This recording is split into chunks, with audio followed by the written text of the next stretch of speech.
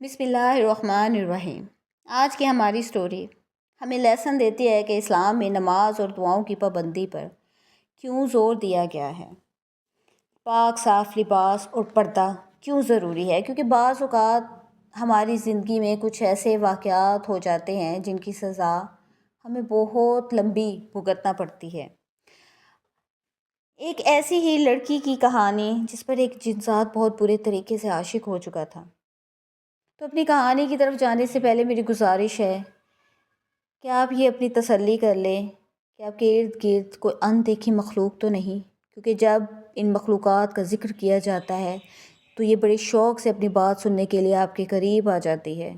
ساتھ ہی آیت الکرسی کا ورد ضرور کر لیں۔ تو چلتے ہیں اپنی کہانی کی طرف۔ یہ کوئی 1.5 سال پہلے کی بات ہے جب اس کا فون مجھے آیا۔ اس نے اپنا نام زارا بتایا اور میرے ایک جاننے والے کا حوالہ دیا اور کہا ایک مسئلے کے سلسلے میں آپ سے ملنا ہے۔ کیونکہ جن کا حوالہ دیا گیا تھا وہ پہلے ہی مجھے آگاہ کر چکے تھے۔ اگلے دن وہ اپنی والدہ کے ساتھ میرے سامنے تھی۔ میری توقع کے برعکس وہ پردے میں تھی، کیونکہ جو نقشہ اس لڑکی کا میرے جاننے والے نے بتایا تھا وہ بالکل ویسی نہیں لگ رہی تھی۔ میں نے ان سے کہا کہ آپ اپنا مسئلہ ذرا تفصیل سے بیان کریں۔ اس نے بتایا کہ 11 سال پہلے کی بات ہے، ہم لوگ امریکہ میں رہتے تھے اور وہاں کی طرح کا ہی ماڈرن لائف سٹائل اپنایا ہوا تھا۔ ماں باپ بہن بھائی سب اپنی مرضی کے مالک تھے۔ یونیورسٹی میں میرا ایک پاکستانی دوست تھا جو کہ جاگیردار گھرانے سے تعلق رکھتا تھا۔ جھنگ میں ان کی کافی زمینیں تھیں۔ جب وہ اپنی ڈگری مکمل کر کے جانے لگا تو اس نے مجھے پاکستان آنے کی دعوت دی۔ کوئی 1.5 سال کے بعد میری خالہ جو کہ پاکستان میں قیام پذیر تھی وہ بہت سخت بیمار ہو گئی۔ ان کی خواہش تھی کہ ان کے مرنے سے پہلے ان کی بہن آ کر ان سے مل لے۔ یہ سن کر میری والدہ بھی بہت بے چین ہو گئی۔ انہوں نے پاکستان جانے کا فیصلہ کیا۔ اچانک مجھے اپنے دوست کی دی گئی دعوت یاد آئی تو میں بھی تیار ہو گئی۔ ہم دونوں پاکستان آ گئے۔ میری خالہ لاہور میں رہتی تھی۔ میری خالہ کا گھر بہت چھوٹا تھا۔ میں نے وہاں پر ایک رات گزاری۔ مجھے بہت مشکل پیش آئی۔ اگلے دن میں ہوٹل میں شفٹ ہوئی۔ میں نے اپنے دوست کو کال کی اور اس کو بتایا کہ میں پاکستان آ چکی ہوں۔ وہ میرے بتائے گئے ایڈریس پر مجھے لینے آ گیا۔ ہم رات گئے ان کے گاؤں پہنچے جہاں اس کا گھر تھا۔ گھر کیا تھا، وہ تو عالی شان حویلی تھی۔ دروازے پہ اس کی والدہ اور بہن کھڑی تھی۔ ملنے کے بعد مجھے اندر لے جایا گیا۔ کھانے کے بعد میں نے سونے کی اجازت لی۔ امریکہ میں رہنے کے باوجود میں جلدی سونے کی عادی تھی۔ مجھے جو کمرہ دیا گیا تھا وہ کافی بڑا تھا، جس میں ایک جہازی سائز بیڈ بھی موجود تھا۔ کمرے میں ہی میں نے تھوڑی دیر واک کی، پھر میں لیٹ گئی۔ ابھی آنکھ لگے تھوڑی ہی دیر ہوئی تھی کہ مجھے ایسا محسوس ہوا جیسے مجھے کوئی گھور رہا ہے۔ میں اٹھ کے بیٹھ گئی، مگر کمرے میں میرے سوا کوئی نہ تھا۔ دروازے اور کھڑکیاں سب بند تھے۔ مجھے اے سی چلنے کے باوجود پسینہ آنے لگا۔ دیکھے جانے کا احساس شدت سے ہونے لگا۔ میں نے بستر پر موجود چادر کو اپنے گرد لپیٹ لیا اور مجھے کافی تحفظ کا احساس ہوا۔ پھر بھی دیکھے جانے کا احساس مجھے ہو رہا تھا۔ اچانک وہ احساس ایک دم ختم ہو گیا۔ میں نے اس کو اپنا وہم سمجھا، کیونکہ جنات سے کبھی میرا واسطہ نہیں پڑا تھا۔ یہ بھی نہیں کہ میں ایسی چیزوں کو مانتی نہیں تھی، کیونکہ امریکہ میں کافی جگہ ہانٹڈ مشہور ہیں، مگر اس وقت میرا خیال بالکل اس طرف نہیں گیا تھا۔ میں بیڈ پر لیٹ گئی اور کب دوبارہ میری آنکھ لگی نہیں پتہ۔ صبح جب اٹھی تو طبیعت کافی بوجھل ہو رہی تھی۔ مجھے چائے کی طلب ہونے لگی۔ میں باہر نکلی۔ صبح بھی پوری طرح نہیں ہوئی تھی۔ میں گھومتے گھماتے کچن کی طرف نکل آئی، جہاں ملازمہ کو چائے کا کہا اور باغ کا راستہ پوچھ کر اس طرف نکل آئی۔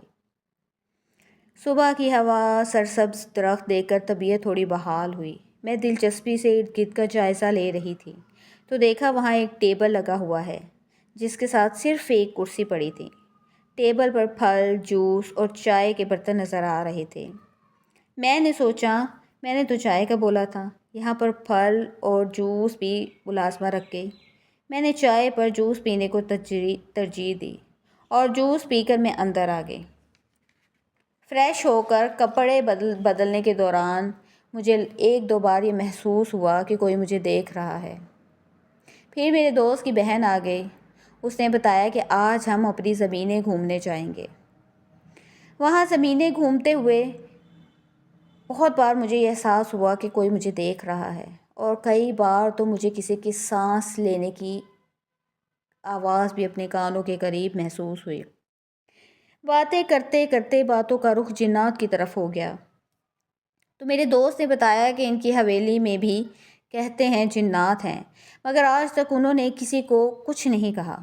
اس وقت میرا دل کیا کہ میں اس کو بتاؤں کہ رات میرے ساتھ کیا ہوا ہے، مگر یہ بات میرے ذہن سے نکل گئی۔ واپس جب میں کمرے میں آئی تو اسی خوف نے پھر سے مجھے گھیر لیا۔ کسی کے دیکھے جانے کا احساس پھر سے ہونے لگا۔ میں نے دل میں فیصلہ کر لیا کہ میں اپنے دوست کو اس بارے میں بتاؤں گی کہ آج میں اس کمرے میں نہیں سوؤں گی۔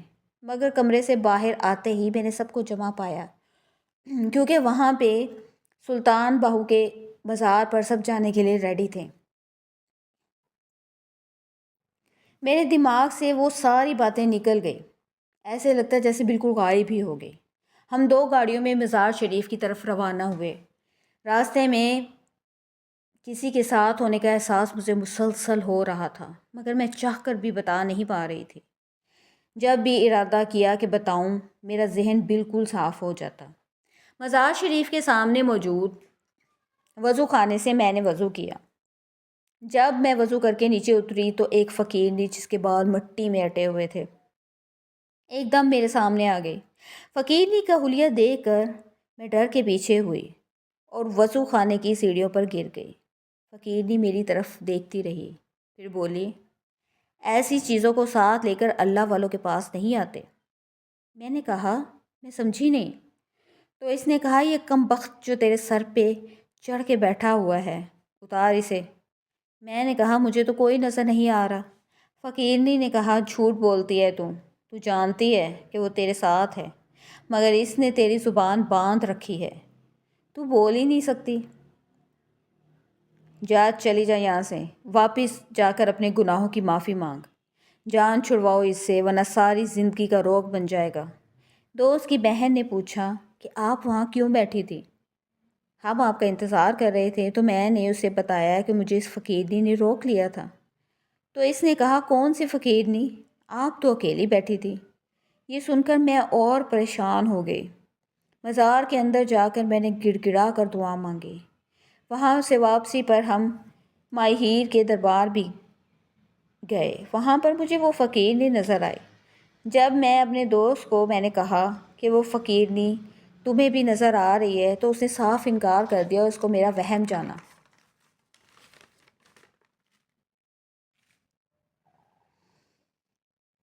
میری زبان اسی وقت پتہ نہیں کس طرح سے میری زبان کھلی اور میں نے سارا کچھ اپنے دوست کو بتا دیا۔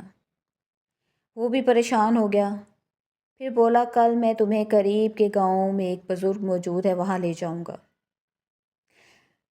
اسی رات میں اس کی بہن کے ساتھ سوئی۔ دیکھے جانے کا احساس تو اس وقت بھی مجھے ہوتا رہا، لیکن اس کے علاوہ کچھ نہیں ہوا۔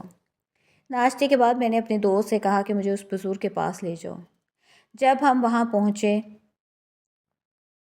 تو مجھے یہ پتہ چلا کہ ہمارے جانے سے پہلے ہی اطلاع دے دی گئی ہے، اس لیے ہمیں آسانی سے اندر جانے دیا گیا۔ اندر ایک بزرگ، کوئی 40 سال کے قریب عمر ہوگی، کالی اور سفید داڑھی، لمبے بال، بیٹھا ہوا تھا۔ اسے میرے دوست نے جب سب بتایا، اس کے بعد بزرگ نے کچھ پڑھنا شروع کیا۔ جیسے جیسے وہ پڑھتا جاتا، میرے سر اور کندھوں پر وزن بڑھتا جاتا۔ اچانک کوئی چیز مجھ سے الگ ہو کر دیوار میں سما گئی اور دیوار پر ایک سایہ نظر آنے لگا۔ مجھے صاف نظر آ رہا تھا کہ وہ غضبناک ہے اس وقت۔ بزرگ نے کہا، اس لڑکی کو کیوں پریشان کر رہے ہو؟ سائے سے آواز آئی، میں اس کو پسند کرتا ہوں، اور ہاں، تم جتنا علم رکھتے ہو نا، اس سے زیادہ علم میرے پاس ہے۔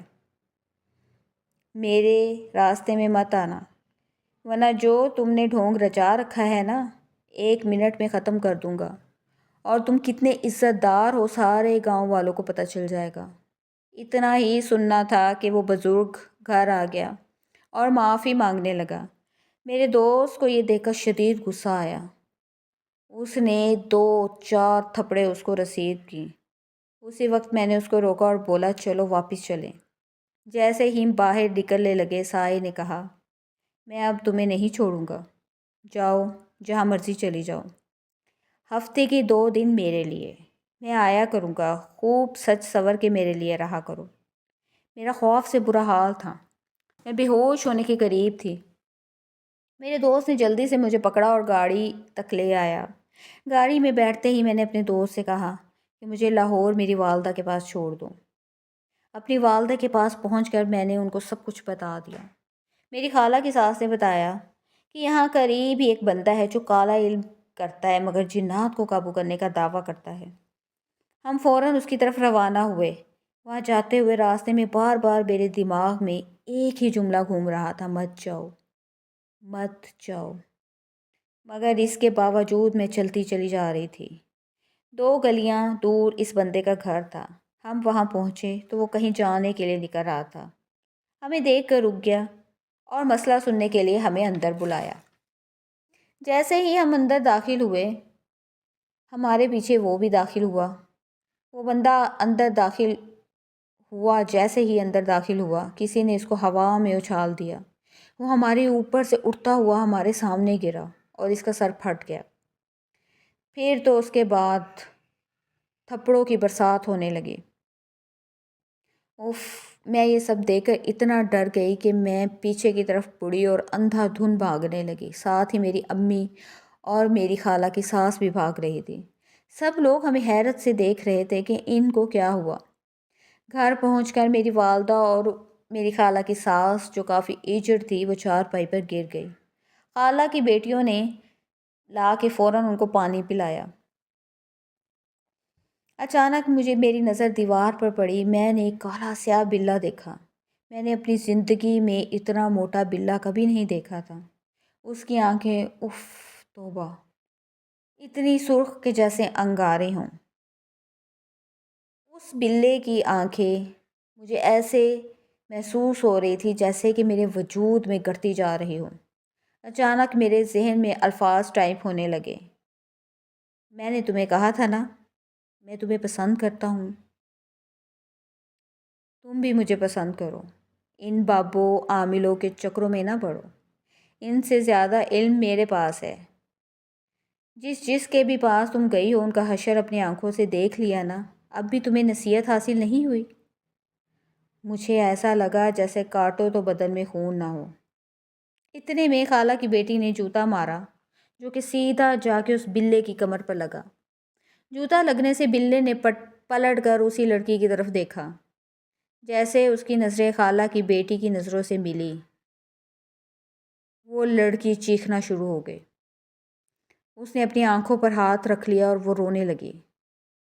میرے ذہن میں پھر سے وہی الفاظ ٹائپ ہونے لگے، تمہارے اور میرے درمیان اگر کوئی آیا تو اسے ایسے ہی سزا ملے گی۔ میں نے کہا اس کا قصور نہیں، وہ نہیں جانتی تم کون ہو، اسے معاف کر دو۔ اس نے کہا جو سزا دے دی وہ دے دی، سزا مختصر کر دیتا ہوں، کل صبح تک ٹھیک ہو جائے گی۔ اتنا کہہ کر وہ بلّا دیوار سے دوسری طرف اتر گیا۔ وہ دن اور آج کا دن ہم کئی عاملوں کے پاس گئے مگر بے سود۔ امریکہ جا کے بھی کئی چرچوں میں گئی مگر کوئی فائدہ نہ ہوا۔ اب 2 سال سے پاکستان میں ہوں، کئی بزرگوں کے پاس بھی گئی مگر کوئی حاصل نہ ہوا۔ اس دوران وہ آتا رہا، مجھے نکاح کے لیے مجبور کرتا ہے، میرے انکار پر بہت اذیت دیتا ہے۔ پھر کسی نے مجھے آپ کے استاد محترم کے پاس بھیجا تو وہ بیمار تھے، انہوں نے مجھے آپ کے پاس بھیج دیا۔ ساری رودات سننے کے بعد میں نے ایک نقش فوراً اس کو پہننے کے لیے دیا، جسے پہن کر اس نے بتایا کہ میرا وجود ہلکا محسوس ہو رہا ہے۔ میں نے اسے 3 دن کے بعد آنے کا بولا۔ اگلے دن میں اپنے شاگرد کے ساتھ بیٹھا تھا کہ اچانک کمرے میں مجھے ٹھنڈک محسوس ہوئی۔ میں مسکرا دیا۔ مجھے یقین تھا وہ آئے گا، جب اس کے پاس نہیں جا پائے گا تو یہاں ضرور آئے گا۔ اچانک دیوار پر سایہ بننے لگا جس میں سے آواز آنے لگی، آپ نے اچھا نہیں کیا، میں اس لڑکی کو چھوڑ نہیں سکتا۔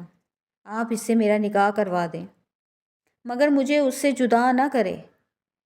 میں نے بولا، سنا ہے بہت عاملوں اور بزرگوں کی بے عزتی کی ہے تم نے۔ وہ بولا، وہ اسی قابل تھے، سب فراڈ تھے۔ اگر کوئی تھوڑا بہت علم رکھتا بھی تھا تو میں اسے ڈرا دھمکا کر چپ کروا دیتا تھا، مگر آپ کے ایک نقش سے میں بے بس ہو گیا۔ میری اسے کافی باتیں ہوئی مگر وہ لڑکی کو چھوڑنے پر راضی نہ ہوا۔ میں نے کہا، تمہارے پاس 2 ہفتے ہیں، سوچ لو اچھی طرح۔ پھر وہ ماں بیٹی میرے پاس آئی۔ وہ بہت خوش تھی اور میرا بہت شکریہ ادا کر رہی تھی۔ 2 ہفتے کے بعد میں نے ان ماں بیٹی سے بولا کہ اب وہ دوبارہ آپ لوگوں کو تنگ نہیں کرے گا۔ 2 ہفتے کے بعد وہ دوبارہ آیا اور منتیں کرنے لگا کہ ایک بار حصار ختم کر دو، بس ایک بار۔ میں آخری دفعہ اسے ملنا چاہتا ہوں، مگر میں اس کی چالوں سے واقف تھا۔ میں بالکل نہیں مانا اور آخر ہار مان کر وہ چلا گیا۔ اب وہ خاتون مستقل پاکستان میں ہے، شادی شدہ ہے اور خود کو بہت بدل چکی ہے۔ مکمل پردہ کرتی ہے، نماز کی پابندی کرتی ہے۔ اس کے ساتھ ہماری آج کی سٹوری اختتام پذیر ہوتی ہے۔ سٹوری کیسی لگی؟ کومنٹس میں اپنی رائے کا اظہار ضرور کریں۔